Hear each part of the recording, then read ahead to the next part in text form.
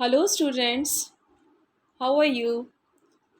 Let us study today chapter 6, that is classification of plants. In this lesson, we are going to cover these topics. Now we all have studied in 8th standard about the 5 kingdom classification given by Robert Whittaker in the year 1869. In this, you have studied about the five kingdom classification. So all the living organisms, they are classified as prokaryotic and eukaryotic depending on the absence and presence of cell wall.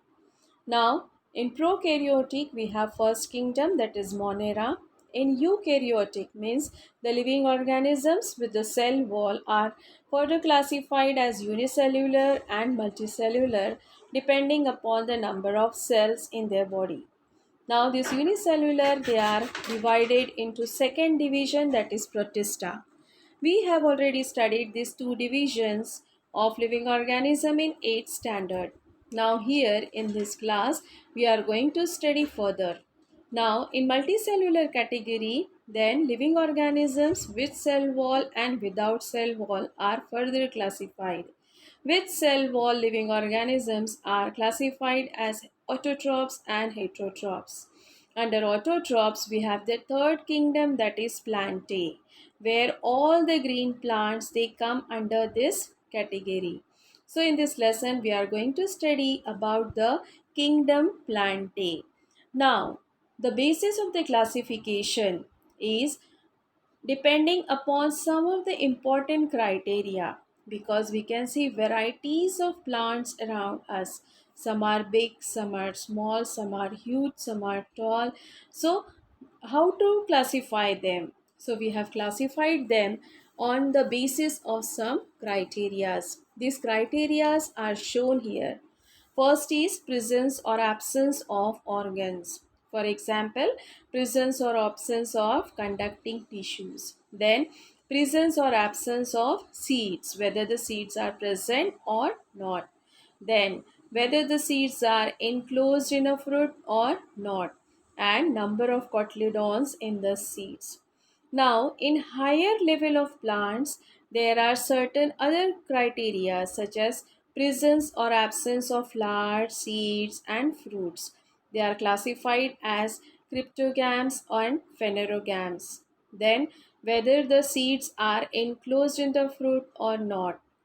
They are classified as gymnosperms and angiosperms. And then, depending upon the number of cotyledons in the seeds, they are classified as monocotyledons and dicotyledons. This is the flow chart of the kingdom Plantae. So here you can see that kingdom Plantae is subdivided into two subkingdoms, that is cryptogams and phanerogams. I had already told you cryptogams, they are the plants which are having no flowers, seeds and fruits. These cryptogams are further divided into three divisions, that is Thallophyta, Bryophyta and Pteridophyta. Whereas the subkingdom phanerogams means those plants which are having flowers, seeds and fruits. They are further divided into subdivisions, that is gymnosperms and angiosperms, depending upon the nature of the seed, whether it is covered in the fruit or not. Then, these flowering plants, or when the seeds are covered in the fruits, that is angiosperms, are further divided into dicotyledons and monocotyledons depending upon the number of cotyledons in the seeds. So this is the complete flow chart of the kingdom Plantae. Now let us discuss each subkingdom and division in detail. Now, first is the division Thallophyta. So, it belongs to the subkingdom Cryptogams, where these are the preliminary plants. Now, you can see that thallus means without root, stem, and leaves. These plants, they are mostly present in the water. It may be a fresh water, it may be a saline water. Then the examples of these plants are autotrophic and heterotrophic. So algae, All the varieties of the algae, they come under this division, whereas in fungi, that is heterotrophics, some kind of yeast molds, they are included in this division. Now these plants, they may be unicellular, they may be multicellular, they may be microscopic. Now since they are unicellular, they are so small that they can be seen only with the microscope. And in multicellular, we can see them with our naked eye. So they are multicellular. Various examples of this division can be given. Here, Spirogyra is shown to you with the cell wall and the centrally situated nucleus in the cell with the spiral chloroplast, and the spatial structure, that is spiranoid, is also present. And this is how the Spirogyra is there. As the chloroplast is spiral in shape, it has got the name Spirogyra. The other diagrams are of Alva, Chara, and examples are Eulothrix also. And in case of fungi, we have the molds and yeast. So this is our first division, that is Thallophyta. Now coming to the second division, that is Bryophyta. The word bryos means the moss-like. You must have seen in the rainy season, in the huge bulk trunk of the trees, a green velvety patches of grasses like or plants you have seen. So these are nothing but the Bryophyta. Now, these are known as the amphibians of the plant kingdom because during their life process they need land as well as water for their life activities. Now, these plants are also thyroid, they are multicellular and autotrophs, means they can prepare their own food by photosynthesis. These plants, they reproduced by the formation of the spores. Here capsules are shown, and in the capsule spores are present. When the capsule gets matured, it gets spread in the air, and when it reaches the soil, it can grow into a new plant under favorable condition. In the Bryophyta division, we have no xylem and no phloem, which are the conducting tissues. But here you can see one major important characteristic, that is these plants, they have leaf-like, stem-like and root-like structures. Stem-like stalk, root-like rhizoids are present. So we can see that with the division Bryophyta, a differentiation in the plant structure has taken place. So this is the second division, that is Bryophyta. Now coming to the third division of the cryptogams, that is Pteridophyta. You can see these are the well developed plants with the root, stem, leaves and conducting tissues. We all know xylem and phloem are the conducting tissues. Phloem, it supplies food to all parts of the plant, whereas xylem, it provides water to whole plant body. These plants, they do not bear seeds and flowers, but they reproduced sexually by zygote formation and asexually with the help of sori. These sori are present on the ventral surface or the backside of the leaf. In the diagram, you can very clearly see the sori on the leaflets. When they get matured, they dehiscence and they get spread, and under favorable condition, they can have the capacity to grow into new plants. Other example of Pteridophyta are Selaginella, Lycopodium, Equisetum. So these are all generally the ornamental plants. You can see these plants in the hilly regions also. So they are all categorized as ornamental plant. So this is the third division, that is Pteridophyta. So cryptogams, it was having these three divisions. Now coming to the second subkingdom, that is phanerogams. These phanerogams, they have the plants which have special structure for reproduction, and after reproduction seeds are formed.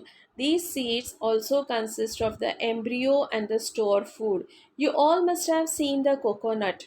Coconut आपने देखा होगा, जो white part होता है it is the embryo part and the water which is present there it is the stored food. तो जब तक coconut को फेवरेबल कंडीशन आके उसका जर्मिनेशन स्टार्ट नहीं होता है, till that time the stored food gives nutrition to this developing embryo. Now, the second special characteristic of these gymnosperms are seeds are not enclosed in the fruits. So, they are not having even any covering, and we can see them with the naked eye. The most famous example is that of cycas, Christmas tree. So, these are all the other examples. So, from the word gymnosperm only, we can say gymnos means the naked and sperm means the seeds. So, these are the plants with the naked seeds. They are evergreen, they are perennial, they have the woody stem without branches. You can observe the cycas plant, leaves are formed on the crown part. Here, male and female flowers are born but on the different sporophyll of the same plant. Okay, so seeds they are also seen here without the covering. Here no fruit formation takes place. So here the seeds they can be seen. This is the another second important character of the gymnosperms. Now the second subdivision is that of angiosperm. Angios means the covered and sperm means the seeds. Here, the flowers are the proper reproductive organs. You might have studied in lower classes that a complete flower consists of the four whorls, calyx, corolla, androecium, and gynoecium. So, androecium and gynoecium are the male and female reproductive organ of the flowers. Now, after reproduction, zygote formation, flowers developed into fruits, and fruits bear the seeds.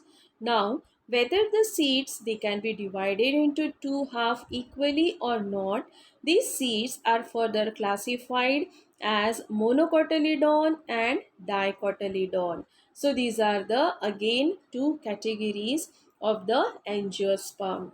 Here is the chart which gives us a brief description of the monocotyledonous and dicotyledonous plant. Now, with the help of this every plant structure, we can differentiate between both categories. For example, seeds. In case of monocotyledonous plant, we have the single cotyledon, whereas in dicotyledonous plant, we have two cotyledons.